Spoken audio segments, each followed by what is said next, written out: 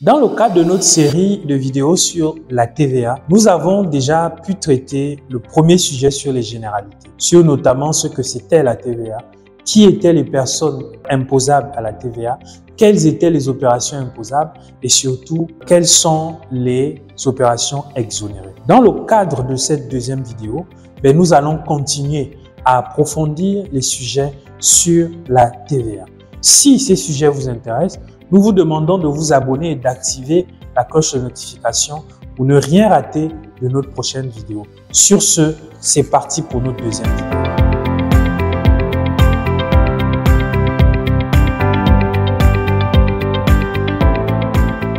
Bonjour, je suis Issa Yomenou, je suis expert comptable associé et entrepreneur au cabinet Lead Finance. C'est un cabinet d'audit et d'expertise comptable basé à Port-Gentil.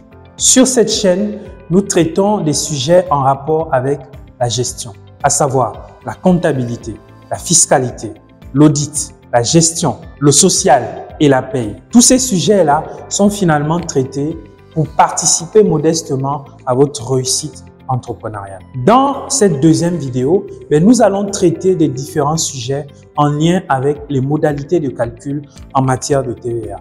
Et également, nous terminerons dans le cadre de cette vidéo-là par les obligations en matière de facturation. Ce que vous devez savoir, c'est que la TVA payée à l'État, finalement, c'est la TVA que vous collectez sur vos ventes, moins la TVA que vous payez sur les achats. C'est la différence entre ces deux TVA-là, finalement, que vous allez être amené à payer à l'État. Dans le cadre de cette vidéo, nous traiterons effectivement des modalités de calcul en 5 points. Dans cette première partie, vous pouvez vous poser la question en tant qu'assujetti, à partir de quel moment vous devez la TVA à l'État et à partir de quel moment vous avez obligation de payer la TVA à l'État. Sur la première question, c'est la question du fait générateur et sur la deuxième, c'est plutôt la question de l'exigibilité. Dans le cas du fait générateur, c'est plutôt à partir de quel moment vous êtes redevable de la TVA envers l'État. Lorsque vous faites dans la livraison de biens, c'est-à-dire que votre activité consiste à livrer des biens à des personnes, en réalité, le fait générateur et l'exigibilité, c'est plutôt la livraison de biens.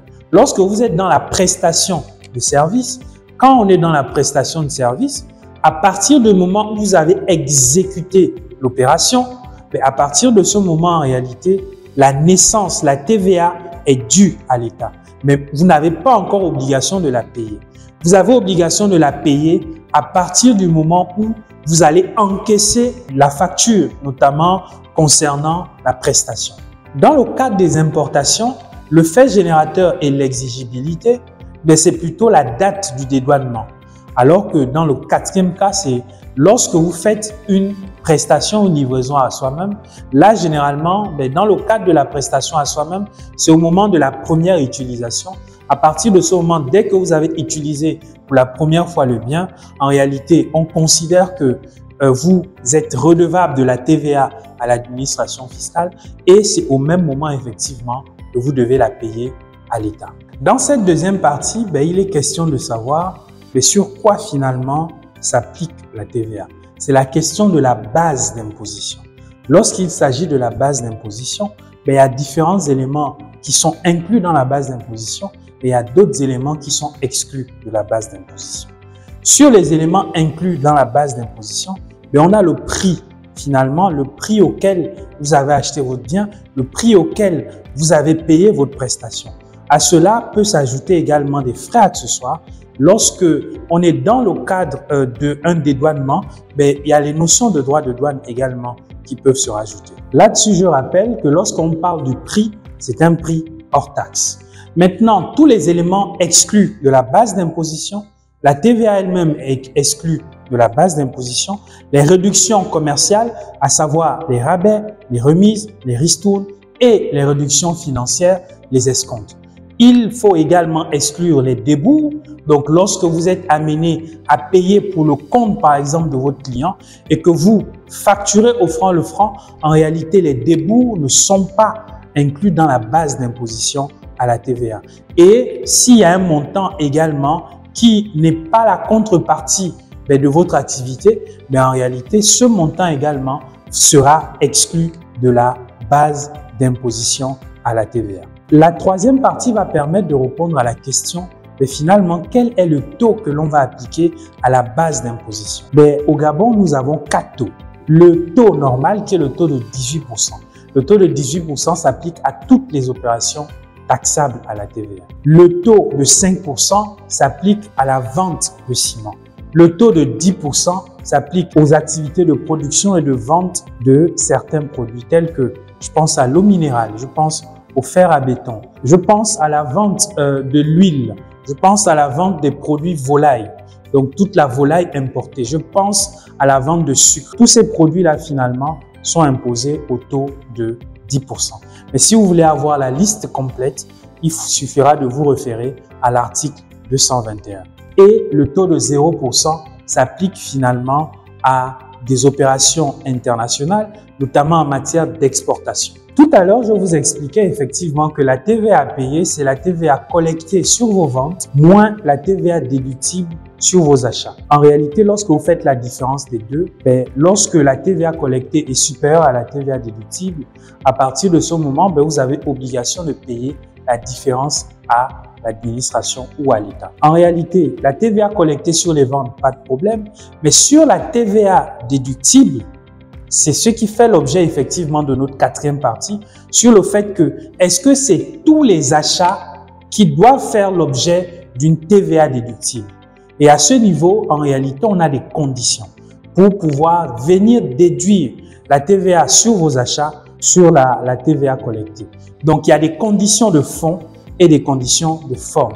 Sur les conditions de fond, la TVA sur les achats doit concerner essentiellement les achats des produits qui entrent dans l'activité de la société, donc dans l'objet social de la société, et qui sont utilisés également dans les activités entrant dans le champ d'application de la TVA. Ça, ce sont les conditions de fond. Sur les conditions de forme, il faudrait que la TVA que vous apprêtez à déduire de vos TVA collectées, il faudrait qu'elle figure sur une facture. Et le fournisseur d'achat doit faire figurer également le NIF. Le NIF étant le numéro d'identification fiscale. Sur les autres conditions de forme, lorsqu'il s'agit d'un document d'une importation, il faut fournir l'ensemble des documents d'importation, notamment qui ont servi au dédouanement.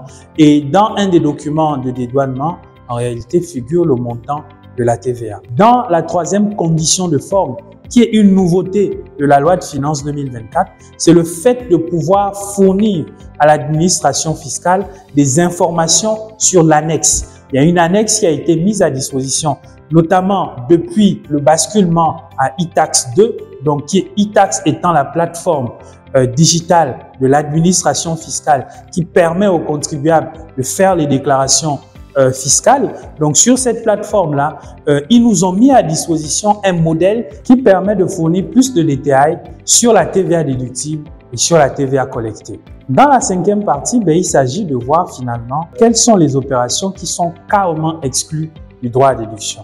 Donc, on reste sur nos TVA déductibles sur les achats. En réalité, l'État vous dit que vous pouvez effectivement effectuer ces achats de biens ou des services, mais dès lors que vous effectuez ces achats de biens ou de services, les TVA sur ces biens, sur ces achats de biens et de services ne sont pas déductibles.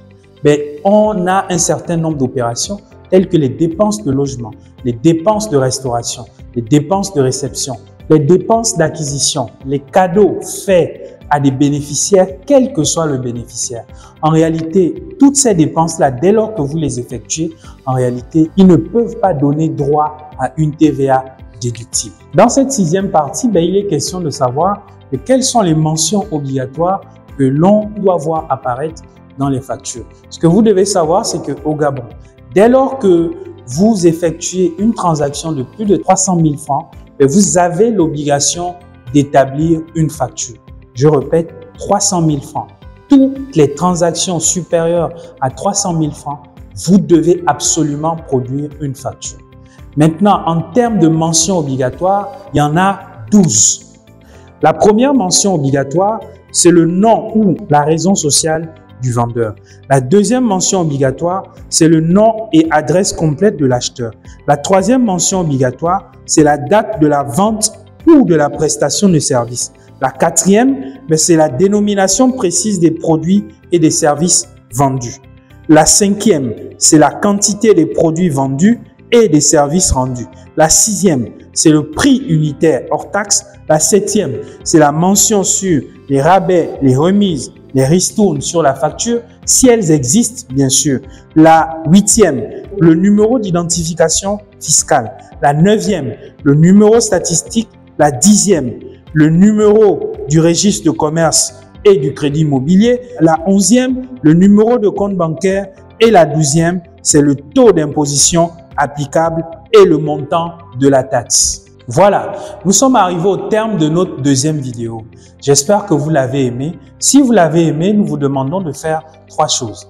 Likez la vidéo, commentez la vidéo et surtout partagez la vidéo massivement autour de vous. N'oubliez surtout pas de vous abonner à la chaîne et d'activer la cloche de notification. Sur ce, on se dit à très vite pour la 3e vidéo.